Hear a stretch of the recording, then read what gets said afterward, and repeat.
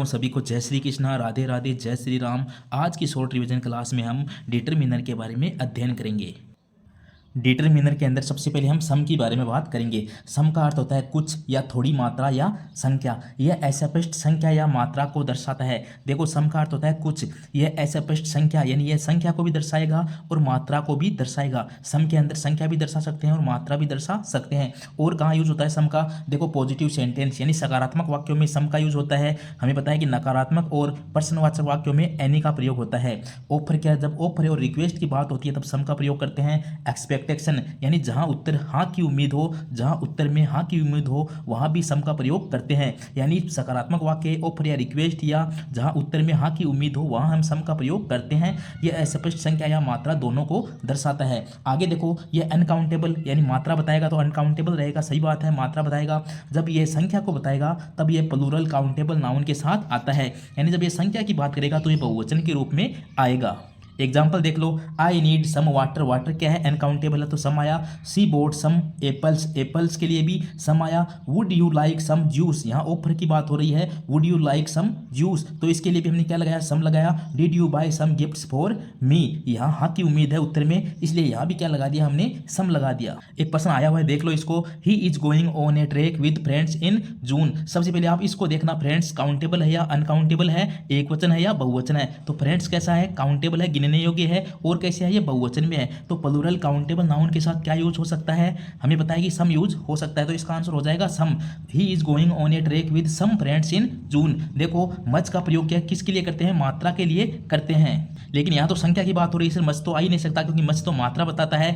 Every प्रत्येक, every का अर्थ होता है हर एक, तो हर एक का भी यहाँ कोई भाव नहीं था, इसलिए ये भी नहीं आ सकता। यहाँ आएगा सम फ्रेंड्स, क्योंकि प्लूरल जो बहुवचन काउंटेबल नाउन होता है उसके साथ हम क्या लगाते हैं? सम लगाते हैं। दूसरा देखो एनी, जब वाक्य नकारात्मक यानी नेगेटिव हो और प्रश्नवाचक वाक्यों में एनी का प्रयोग करते हैं। याद रखो जब वाक्य नकारात्मक हो या प्रश्नवाचक हो तब एनी का प्रयोग करते हैं। एनी का मतलब होता है कोई भी या थोड़ा भी नहीं। एनी का अर्थ क्या होता है? कोई भी या थोड़ा भी नहीं। या कभी जनरल चॉइस की बात की जाती है तब भी एनी का प्रयोग करते हैं, जैसे I don't need any water, यहाँ डू नॉट लगा हुआ है, नकारात्मक वाक्य है इसलिए किसका यूज कर दिया? एनी का यूज कर दिया। You can choose any colour, यहाँ जनरल चॉइस की बात हो रही है इसलिए यहाँ एनी का प्रयोग कर दिया। इंपॉर्टेंट है, याद रखना, सकारात्मक वाक्यों में सम का प्रयोग करते हैं, नकारात्मक और प्रश्नवाचक वाक्यों में एनी का प्रयोग करते हैं। एनी का अर्थ होता है कोई भी या थोड़ा भी नहीं।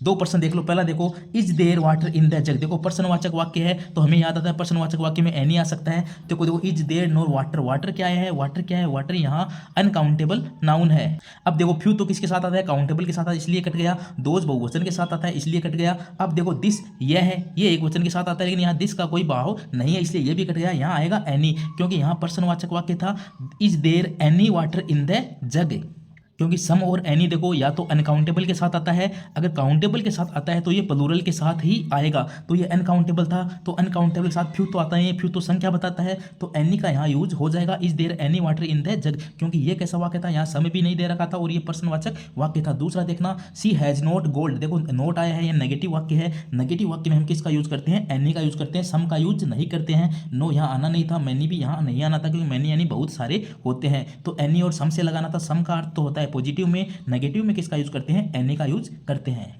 तीसरा देखना, आल, आल का अर्थ होता है सभी या सब कुछ। आल यानी क्या होता है? सभी होता है या सब कुछ होता है। हमें पता है सम का अर्थ क्या होता है? कुछ होता है। एनी का अर्थ होता है कोई भी। सम का यूज किया था सकारात्मक वाक्यों में, एनी का क्या था? नकारात्मक या प्रश्नवाचक वाक्यों में। तो आल का क्या अर्थ होता है? सभी या सब कुछ। आल का प्रयोग कहाँ करेंगे? एक तो होता है देखो आल ऑफ प्रोनाउन, यानी आल के बाद में ऑफ आया तो और आगे प्रोनाउन आता है तो आल का यूज करते हैं। देखो all of S R ready, यह अनकाउंटेबल और प्लूरल काउंटेबल के साथ यूज होता है। तीनों याद रखना, देखो पहला हमने पढ़ा सम, दूसरा एनी, तीसरा आल, ये तीनों या तो अनकाउंटेबल के साथ आते हैं या प्लूरल काउंटेबल के साथ आते हैं। तो आल का क्या होता है? सभी। अब एक पर्सन देख लो आल वाला भी, I have written to candidates who have registered for the post. Candidates, देखो कैंडिडेट्स कैसा है? काउंटेबल है और बहुवचन रूप में है, यानी क्या आ सकता है? फर्स्ट लेटर में पूछा गया था, I have written to all candidates who have registered for the post, इसमें आल का प्रयोग हुआ था। I have written to all candidates who have registered for the post. तीन याद हो चुके हैं, सम, एनी, आल। सम का याद रखना कुछ सकारात्मक वाक्यों में, एनी पॉजिटिव नकारात्मक और प्रश्नवाचक वाक्यों में, आल का अर्थ होता है सभी। अब दूसरा चलते हैं, देखो मच, मच का प्रयोग कब करते हैं? मच का प्रयोग करते हैं अनकाउंटेबल नाउन के साथ। देखो मच मात्रा बताएगा, ये कभी काउंटेबल के साथ यूज नहीं होगा, ये अनकाउंटेबल नाउन के साथ यूज होगा। जब जब चीज़ें गिनी नहीं जा सकती वो होता है अनकाउंटेबल, जैसे पानी, दूध, पैसा, समय, इनके साथ मच का प्रयोग होगा। मच मात्रा बताता है, याद रखना। देखो मैनी, मच और मैनी दोनों को साथ याद रख लेते हैं। मच तो मात्रा बताएगा, मैनी क्या करता है? काउंटेबल नाउन के साथ मैनी आता है, गिनने योग्य चीज़ें होती हैं उनके साथ मैनी आता है। मच मात्रा बताता है, मच मात्रा बताता है, मैनी संख्या को बताता है जो काउंटेबल होती है। अब देखो मच का प्रयोग करते हैं अनकाउंटेबल के साथ, मैनी का करते हैं काउंटेबल प्लूरल के साथ। काउंटेबल होनी चाहिए और बहुवचन, मैनी यानी क्या होता है? मैनी यानी बहुत होता है, तो जो काउंटेबल होगी वो बहुवचन में होनी चाहिए। तीसरा देखो मच और मैनी दोनों ही नेगेटिव और इंटेरोगेटिव सेंटेंस में ज़्यादा प्रयोग होते हैं। देखो मच और मैनी दोनों ही क्या नेगेटिव और इंटेरोगेटिव सेंटेंस में ज़्यादा प्रयोग होते हैं। अगर पॉजिटिव सेंटेंस है तो इन दोनों की जगह किसका यूज करते हैं? ए लोट ऑफ का यूज करते हैं। अगर पॉजिटिव सेंटेंस है तो ए लोट ऑफ का यूज करते हैं। एक होता है मैनी ए, एक होता है मैनी एन। ये ए और एन क्या है? स्वर और व्यंजन के अनुसार लगेगा। तो मैनी ए और मैनी एन का यूज कब करते हैं? जब काउंटेबल सिंगुलर हो, जब गिनने योग्य तो हो लेकिन वो सिंगुलर के रूप में हो, तब वहाँ मैनी ए या मैनी एन का यूज कर सकते हैं। गिनने योग्य है और वो अगर एक वचन में है तो मैनी ए या मैनी एन लगता है। वैसे काउंटेबल और बहुवचन के साथ मैनी लगता है। मात्रा बतानी हो तब हमें मच लगाना है, जब संख्या बतानी हो ज़्यादा हो तब मैनी लगाना है। और मच और मैनी दोनों का यूज नेगेटिव और इंटेरोगेटिव सेंटेंस में ज़्यादा होता है। एक पर्सन देखो, पहला Jolly did not take, did not नकारात्मक वाक्य है। Did not take photos when she went on a holiday. Photos कैसा आया है? काउंटेबल है और प्लूरल है, बिल्कुल है काउंटेबल और प्लूरल है। तो देखो मैनी ऑफ का यूज तो हो नहीं सकता, यहाँ किसका यूज करते हैं? मैनी का यूज करते हैं। किसका यूज करेंगे? मैनी का यूज करेंगे, many photos. Jolly did not take many photos when she went on a holiday, यानी बहुत सारी फोटोज खींची जब वो हॉलीडे पर गए थे। यहाँ देखो ईच और एवरी का अर्थ तो सिंगुलर के लिए होता है, हर एक इनका अर्थ होता है, तो मैंने लगा दिया। दूसरा देखना, यहाँ देखना आप इस प्रश्न नंबर 68 में देखना, there are students who do not care for classes. Do not है नेगेटिव वाक्य है तो मैनी का यूज कर सकते हैं, क्योंकि स्टूडेंट्स कहता है, स्टूडेंट्स गिनने योग्य है और बहुवचन के रूप में है तो मैनी का यूज कर सकते हैं। मच का यूज कब करते हैं? जब मात्रा की बात होती है, इसलिए मच कट गया था। दिस और ए लिटिल भी, ए लिटिल भी क्या बताता है? ए लिटिल भी मात्रा बताता है, इसलिए ए लिटिल भी कट गया था। एक ही ऑप्शन बचा था वो था मैनी, तो स्टूडेंट्स गिनने योग्य थे, बहुवचन में था तो क्या लगा सकते हैं? मैनी लगा सकते हैं। याद करना मच और लिटिल क्या होता है? दोनों मात्रा को बताता है। आगे देखो 67 का, there was not food in the house. There was not food, food कैसा है? ये मात्रा को बताता है, इसलिए ये मात्रा सूचक है। तो देखो लिटिल मात्रा बताता है, मोर नहीं बताता मात्रा, इन यानी पर्याप्त, यहाँ मच का प्रयोग होने वाला है। यानी there was not much food in the house, यानी घर के अंदर ज़्यादा खाना नहीं है, तो मच का अर्थ हो गया ज़्यादा नहीं है, तो देर वाज नॉट मच आएगा, क्योंकि नकारात्मक वाक्य भी था। मच का यूज करते हैं अपन मात्रा से पहले। 49 का प्रश्न देखना, they have two technician. Technician कैसा है? काउंटेबल है और प्लूरल है। वी हैव टू फ्यू, तो क्या आ सकता है? इसके साथ मैनी आएगा, क्योंकि मच तो मात्रा बताता है, यहाँ टेक्नीशियन क्या था? यहाँ काउंटेबल था। लिटिल भी मात्रा बताता है और फ्यू देखो, फ्यू क्या बताता है? फ्यू संख्या को तो बताता है, लेकिन फ्यू का अर्थ होता है न के बराबर, इसलिए यहाँ फ्यू नहीं आएगा। They have too many technician, यहाँ मैनी का यूज होगा। क्वेश्चन 15 का देखना, how sugar would you like. Sugar कैसा है? मात्रा सूचक है तो मच का यूज कर देंगे, क्योंकि लिटिल का प्रयोग तो होता है मात्रा बताने के लिए, ए लिटिल भी होता है। हाउ ए लिटिल शुगर ऐसा नहीं बोलते हैं। How much sugar would you like in your coffee, 1 और 2 टी स्पून, यानी प्रश्नवाचक वाक्य है तो मच का यूज कर सकते हैं, मात्रा को बताना है। प्रश्न नंबर 12 का देखना we could not do shopping. अब देखो शॉपिंग कैसा शब्द है? शॉपिंग एक मात्रा सूचक है तो यहाँ मच का प्रयोग हो जाएगा, क्योंकि फ्यू क्या बताता है? फ्यू भी हमें काउंटेबल बताता है, मैंने भी काउंटेबल की बात करता है, लेकिन शॉपिंग कैसा है? मात्रा सूचक था तो किसका यूज हो जाएगा? मच का यूज हो जाएगा। 13 का देख लो, I do not take sugar. Sugar भी कैसा है? मात्रा सूचक है तो मच का प्रयोग कर देंगे, क्योंकि मैनी का प्रयोग तो कहाँ करते हैं? काउंटेबल के लिए करते हैं। लिटिल ए लिटिल का यहाँ कोई यूज नहीं हो रहा है। यहाँ लिटिल और ए लिटिल भी मात्रा को बताते हैं, लेकिन यूज क्यों नहीं हुआ? क्योंकि ये भाव के अनुसार सही नहीं था। इसमें लिखा हुआ था I do not take sugar in my tea as I am health conscious, कि मैं ज़्यादा शुगर नहीं लेता हूँ, तो मच यानी ज़्यादा शुगर नहीं लेता हूँ चाय में, क्योंकि मैं हेल्थ के प्रति सचेत हूँ।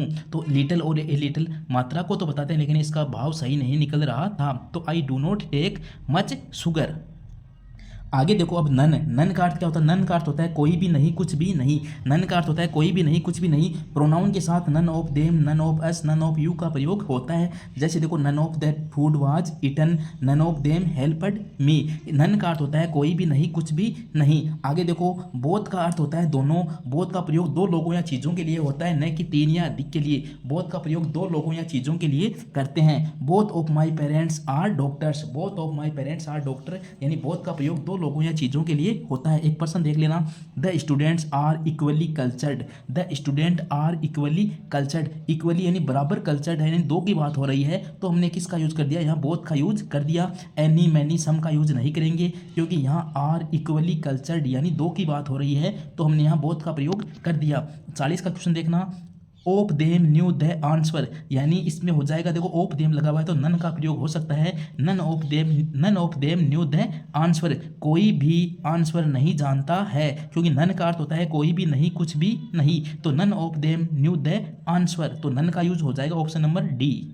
आगे देखो आइदर नाइदर का यूज पढ़ लेते हैं। आइदर का अर्थ होता है दोनों में से कोई एक पॉजिटिव अर्थ देता है। आइदर बॉय कैन विन, यानी दोनों में से कोई भी लड़का जीत सकता है। नाइदर का अर्थ होता है दोनों में से कोई भी नहीं, ये नेगेटिव अर्थ देता है। नाइदर बॉय कैम यानी दोनों में से कोई भी लड़का नहीं आया। आइदर यानी दोनों में से कोई एक, नाइदर यानी दोनों में से कोई नहीं। आइदर पॉजिटिव अर्थ देगा, नाइदर नेगेटिव अर्थ देगा। दोनों के साथ सिंगुलर नाउन और सिंगुलर वर्ब आती है, याद रखना। आइदर और नाइदर दोनों के साथ सिंगुलर तो नाउन आएगा, सिंगुलर ही वर्ब आएगी। आइदर और नाइदर का प्रयोग केवल काउंटेबल नाउन के साथ होता है, याद रखना। आइदर और नाइदर का प्रयोग केवल काउंटेबल यानी गिनने योग्य जो संज्ञा होती है उनके साथ होता है। प्रोनाउन के साथ आइदर ऑफ देम या नाइदर ऑफ एस का प्रयोग होता है। एक और होता है, देखो आइदर और का अर्थ होता है या तो या, जैसे आइदर राम और श्याम विल कम, यानी आइदर के साथ और ही लगता है, बीच में जब लगता है तो आइदर राम और श्याम विल कम। नाइदर के साथ नोर लगता है, न तो न ही। Neither Ram nor Shyam is present, यानी आइदर के साथ जब जोड़ते हैं दो दो वाक्य तब आइदर के साथ और लगता है, नाइदर के साथ नोर लगता है। एक पर्सन देख लो, the store has two lifts, the store has two lifts but is working. Store में दो लिफ्ट हैं लेकिन दोनों ही काम नहीं कर रही है, तो इसमें हो जाएगा neither. The store has two lifts but neither is working, लेकिन दोनों में से कोई भी काम नहीं कर रही है, तो इसमें यूज हो गया नाइदर का। आगे चलते हैं, अब ईच और एवरी की बात कर लेते हैं। दोनों का, ईच और एवरी दोनों का ही अर्थ क्या होता है? हर एक। वर्ब हमेशा इनके साथ भी सिंगुलर आती है, क्योंकि इनका अर्थ ही क्या है? हर एक। ईच और एवरी का मतलब होता है हर एक। ईच का देखो अलग अलग देख रहे हो, जब हम अलग अलग देख रहे हो तो ईच का प्रयोग करते हैं। जब पूरे समूह को एक साथ देख रहे हो तो एवरी का प्रयोग करते हैं। ईच का प्रयोग कब करते हैं? जब संख्या यानी थोड़ी हो, फ्यू यानी थोड़ी कम हो, डेफिनेट यानी निश्चित हो, जैसे 2, 3, 10 जैसी गिनी जा सके, यानी थोड़ी संख्या कम हो तब तो ईच का प्रयोग कर लेते हैं। लेकिन एवरी जब संख्या मनी यानी बहुत सारी हो, अनिश्चित हो, अनगिनत यानी बहुत बड़ी या अज्ञात संख्या के लिए एवरी का प्रयोग करते हैं। जब थोड़ी संख्याएं होती है जो निश्चित होती है, जिनको हम गिन सकते हैं, उसके लिए ईच लगा देते हैं। लेकिन अनगिनत बहुत बड़ी अज्ञात संख्याओं के लिए एवरी का प्रयोग करते हैं। ईच में हम अलग अलग देख रहे होते हैं, लेकिन एवरी ये पूरे समूह की बात करता है। पर्सन 72 का देख लो, boy and girl should go to college, boy and girl should go to college, यानी एवरी का प्रयोग कर लो। Every boy and girl should go to college, यानी हर एक लड़का और लड़की को कॉलेज जाना चाहिए, तो एवरी का प्रयोग कर दिया।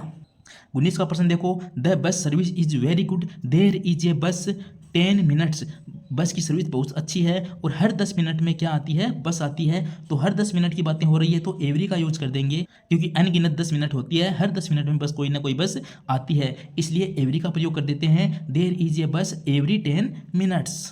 5 का क्वेश्चन देखना, student in the class passed the examination conduct in the month of अप्रैल।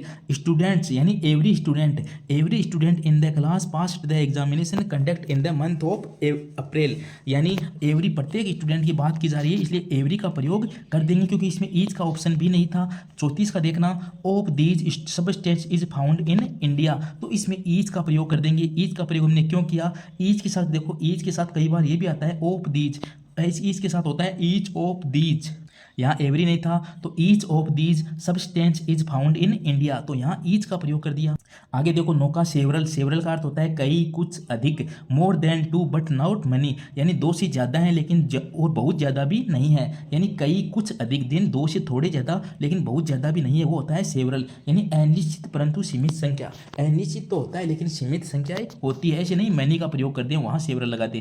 अनिश्चित होता है लेकिन सीमित होता है। दूसरा देखना 10 का, वेरियस का अर्थ होता है विभिन्न अलग अलग प्रकार के भिन्नता या विविधता पर जोर देता है वेरियस। इनफ का अर्थ होता है पर्याप्त, जितना जरूरत हो उतना। इनफ का क्या अर्थ होता है? पर्याप्त, जितनी जरूरत हो उतना। 55 का प्रश्न देखना, do you have time to complete assignment by next week. तो do you have enough time यानी क्या आ जाएगा? Enough time to complete assignment by next week. 57 का देखना, she has dresses in her wardrobe. She has enough dress in her wardrobe यानी उसे जितनी जरूरत है उतनी ड्रेस वार्ड्रोब के अंदर है। तो she has enough dresses in her wardrobe. आगे देखो, this that these those. This का अर्थ होता है यह है, एक वचन नज़दीक की वस्तु के लिए आता है। दैट यानी वह है, एक वचन दूर की वस्तु के लिए आता है। देखो दिस होता है एक वचन, दैट होता है ये एक वचन। दिस और दैट दोनों ही एक वचन है, और दिस तो होता है नज़दीक की वस्तु के लिए, दैट होता है दूर की वस्तु के लिए। दिस का बहुवचन होता है दीज यानी यह है बहुवचन नज़दीक की वस्तुओं के लिए। दैट का बहुवचन होता है दोज, वे यानी बहुवचन दूर की वस्तुओं के लिए। दिस यह है, दैट यानी वह है, दिस का बहुवचन दीज, दैट का बहुवचन दोज। प्रश्न देखना 7 का, व्हाट डज नोटिस से। अब नोटिस कैसा है? देखो नोटिस है एक वचन, तो देखो दीज नहीं आ सकता, दोज नहीं आ सकता, दोनों ही क्या है? बहुवचन है। सम का यहाँ कोई अर्थ नहीं बन रहा है, तो यहाँ क्या लगा देंगे? That. What does that notice से, तो यहाँ दैट का प्रयोग करते हैं क्योंकि एक वचन के लिए दैट लगाते हैं। वैसे भी सम का प्रयोग तो काउंटेबल और प्लूरल नाउन के साथ करते हैं, तो यहाँ उसका भी यूज नहीं हो रहा था, ओनली एक ऑप्शन बचा था, वो था दैट। 39 का क्वेश्चन देखना, who could not walk to the shrine on the hill went on horseback. यानी हु कुड नॉट वॉक, ये देखो एक फ्रेजल है यहाँ। हु कुड नॉट वॉक एक तरह से बोला जाए तो ये लोगों को परिभाषित कर रहा है, यानी प्लूरल नाउन को परिभाषित कर रहा है। यानी वो लोग जो पहाड़ी पर चढ़ नहीं पाते, वो हॉर्स यानी घोड़े का सहारा लेते हैं, तो ये लोगों को परिभाषित कर रहा है ये शब्द, यानी ये बहुवचन को बता रहा है। तो देखो दैट किसके लिए लगाते हैं? एक वचन के लिए लगाते हैं। दीज किसका बहुवचन होता है? दिस का होता है, इसलिए ये भी नहीं आएगा, यहाँ आएगा दोज। दीज हम नज़दीकी वस्तुओं के लिए करते हैं, यहाँ दूर की वस्तुओं की बात हो रही थी कि यानी those who could not walk to the shrine on the hill, वे लोग जो उस पहाड़ी पर नहीं चढ़ पाते वो घोड़े का सहारा लेते हैं। तो यहाँ दोज का प्रयोग हो जाएगा, किसका प्रयोग हो जाएगा? दोज का। मोर का देखना, मोर का अर्थ होता है अधिक, और यानी किसी वस्तु की मात्रा या संख्या में बढ़ोतरी दिखाने के लिए मोर का प्रयोग करते हैं। एक होता है सच, सच का अर्थ होता है ऐसा या वैसा। का प्रयोग नाउन से पहले प्रयोग होकर किसी चीज़ की प्रकृति, गुण, प्रकार या जोर को दर्शाता है। प्रश्न देख लो एक, she has a fine temperament that it is pleasure to work with her. तो she has such a fine temperament यानी इसमें किसका यूज हो जाएगा? सच का यूज हो जाएगा। सच का अर्थ होता है ऐसा या वैसा, ये नाउन के पहले प्रयोग होकर किसी चीज़ की प्रकृति, गुण, प्रकार या जोर को दर्शाता है। अब लिटल और फ्यू दोनों इंपॉर्टेंट है आपके एग्जाम के लिए, देख लो। लिटल, ए लिटल और द लिटल। देखो लिटल का अर्थ होता है बहुत कम यानी लगभग कुछ भी नहीं। ए लिटल का अर्थ होता है थोड़ा कुछ। द लिटल का अर्थ होता है जितना थोड़ा है, यानी लिटल का अर्थ बहुत कम यानी कुछ भी न के बराबर। ए लिटल का अर्थ होता है थोड़ा सा। द लिटल का अर्थ होता है जितना थोड़ा है। तो उनका प्रयोग होता है अनकाउंटेबल नाउन के साथ। देखो लिटल क्या बताएगा? मात्रा को बताएगा, और जो ये फ्यू है ये संख्या को बताएगा। याद रखो, देखो लिटल तो मात्रा बताता है, फ्यू क्या बताता है? संख्या को बताता है। वही बात है, फ्यू है, ए फ्यू है, द फ्यू है। फ्यू का अर्थ होता है न के बराबर, ए फ्यू का अर्थ होता है थोड़ी सी, द फ्यू का अर्थ होता है जितना हो उतना। तो इतना याद रखो, लिटल और फ्यू का अर्थ होता है बहुत कम यानी न के बराबर। ए फ्यू, ए लिटल का अर्थ होता है थोड़ा या कुछ।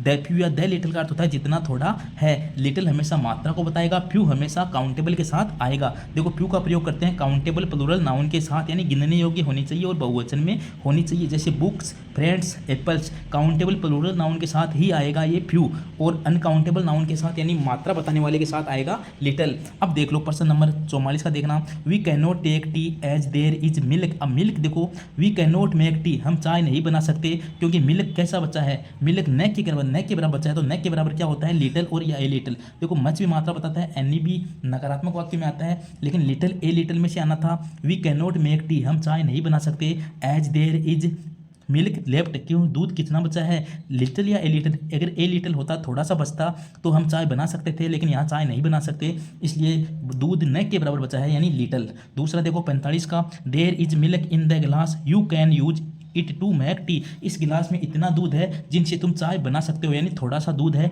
तो इसमें किसका यूज कर देंगे? इसमें ए लिटिल का यूज कर देंगे। देखो यहाँ बात थी कि चाय बना ही न सकते, यानी दूध न के बराबर है तो लिटिल लगाया। यहाँ इसका अर्थ निकल रहा है कि चाय बना सकते हैं क्योंकि गिलास में थोड़ा सा दूध है, यानी ए लिटिल लगा दिया। दोनों ही मात्रा बता रहे थे। 53 का देखना, you must learn English every day to improve it. You must learn, हम तुम्हें हमेशा सीखनी चाहिए, इंग्लिश को सीखना चाहिए। मात्रा बता रहा है तो मात्रा बता रहा है यानी इंग्लिश कितनी सीखनी चाहिए, तुम्हें डेली की थोड़ी थोड़ी इंग्लिश सीखनी चाहिए। तो ए लिटल, तो ए लिटल देखो फ्यू, मैनी, ए फ्यू, ये सारे क्या, सारे संख्या को परिभाषित कर रहे हैं इसलिए नहीं आएंगे। You must learn English, English क्या, मात्रा बता रहा है यानी आपको थोड़ी थोड़ी इंग्लिश सीखनी चाहिए, तो ए लिटल आ जाएगा। 56 का देखना, there is milk so you can not make tea, तुम्हारे पास दूध नहीं है कि तुम चाय बना सको, तो मिल्क के लिए क्या आ जाएगा, लिटिल आ जाएगा, न के बराबर दूध है। देखो ये फ्यू वाले तीनों ही ऑप्शन कट जाएंगे क्योंकि ये संख्या को बताते हैं। मिल्क क्या था, मात्रा सूचक शब्द था। 41 का देखना, only of these apples are good, apples आया है, एप्पल्स कैसा है, काउंटेबल है यानी इसके साथ लिटिल तो आ नहीं सकता। Every, only every of these नहीं होता है, ओनली मैनी ऑफ दीज नहीं होता है, only a few of these apples are good, यानी इनमें से कुछ ही सेब हैं जो अच्छे हैं, तो इसमें ए फ्यू का प्रयोग हो जाएगा। पहला प्रश्न देखो, the words have spoke were very well chosen, the words, words यानी शब्द, शब्दों को हम गिन सकते हैं, बहुवचन के रूप में है यानी फ्यू का प्रयोग हो सकता है, तो मच का प्रयोग नहीं हो सकता, मात्रा बताता है, लिटिल भी मात्रा बताता है, तो इसमें किसका प्रयोग हो जाएगा, फ्यू का, यानी न के बराबर। The few words he spoke were well chosen, तो यहाँ फ्यू का प्रयोग हो जाएगा। 43 का देखना, there were people on the beach so we were not completely alone, तो देर वर पीपल किसको परिभाषित कर रहा है, पीपल भी को हम गिन सकते हैं यानी ये फ्यू वाला है, ए लिटिल नहीं आएगा, तो यहाँ ए फ्यू का प्रयोग हो जाएगा, देर वर ए फ्यू पीपल। 62 का देखना, I have quite books, books को हम गिन सकते हैं नहीं गिन सकते हैं, बहुवचन के रूप में है तो ए फ्यू का प्रयोग कर देंगे। देखो मच और लिटिल ये दोनों मात्रा बताते हैं। 51 का देखना, friends he has are sincere, कुछ ही फ्रेंड्स होते हैं जो सिंसियर होते हैं, तो फ्रेंड्स कैसा है, मात्रा नहीं बताता इसलिए लिटिल वाला कट चुका है, यानी द फ्यू यानी जो थोड़े से ही फ्रेंड होते हैं जो हमें जो सिंसियर होते हैं, तो मच खुद मच भी मात्रा बताता है, फ्रेंड्स यानी काउंटेबल है तो किसका यूज हो जाएगा, द फ्यू का यूज हो जाएगा, द फ्यू यानी थोड़े से जो फ्रेंड होते हैं वो ही सिंसियर होते हैं। और लास्ट पर्सन देखना, the scheme was closed because, ये स्कीम क्लोज हो गई because people were interested in, क्योंकि बहुत ही कम लोग यानी न के बराबर लोगों ने इसमें इंटरेस्ट दिखाया इसीलिए ये स्कीम बंद हो गई, तो ए फ्यू आएगा। देखो लिटिल तो आएगा नहीं, ए फ्यू आएगा या फ्यू आएगा, द स्कीम वाज क्लोज, कोई स्कीम क्लोज ही हो गई क्योंकि न के बराबर लोगों ने इसमें इंटरेस्ट दिखाया, अगर कुछ लोग इंटरेस्ट दिखाते तो वो स्कीम चल जाती, तो यहाँ क्या आएगा, फ्यू आएगा, ए फ्यू नहीं आएगा। याद रखो फ्यू का अर्थ होता है न के बराबर, ए फ्यू का अर्थ होता है थोड़ा सा, द फ्यू का अर्थ होता है थोड़ा हो, जितना भी, थोड़ा सा और ज़्यादा, यानी इसी प्रकार लिटिल का होता है little, a little, the little, little का अर्थ होता है कुछ भी नहीं। आप फ्यू और लिटिल को याद रखना, फ्यू है ना, फ्यू तो हमेशा संख्या को बताएगा और जो लिटिल है वो हमेशा मात्रा को बताएगा। लिटिल, फ्यू, मच, मैनी, सम, एनी, ये आपके लिए बहुत इंपॉर्टेंट है, इनको याद रखना। ये था हमारा डिटरमाइनर टॉपिक जिसके अंदर हमने प्रश्नों के साथ चर्चा की है, शॉर्ट तरीके से चर्चा की है। प्रश्न इसलिए लेके आने जरूरी थे ताकि आपको डायरेक्ट दिखे और एग्जाम में आप प्रश्नों को देकर समझ सको कि हमें किस प्रकार मच लगाना है, किस प्रकार लिटिल लगाना है, किस प्रकार ए फ्यू लगाना है। तो मिलते हैं नेक्स्ट क्लास में, तब तक के लिए नमस्कार, जय श्री कृष्णा, राधे राधे, जय श्री राम। क्लास कैसी लगी इसके बारे में आप कमेंट में ज़रूर बताना। आपका दिन शुभ हो।